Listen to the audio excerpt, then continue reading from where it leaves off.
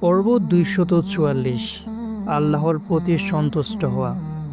আমাদের জানা উচিত যে আমরা যদি তার প্রতি সন্তুষ্ট থাকি তবে তিনিও আমাদের প্রতি সন্তুষ্ট থাকবেন।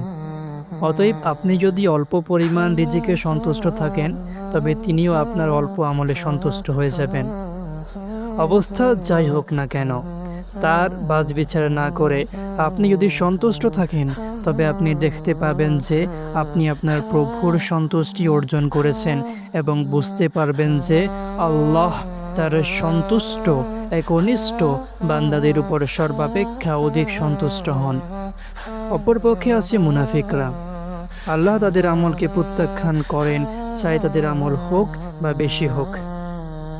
আল্লাহ যা অবতীর্ণ করেন তারা তাতে অসন্তুষ্ট এবং তারা তার সন্তুষ্টি চাইতে ঘৃণা বা অপছন্দ করে।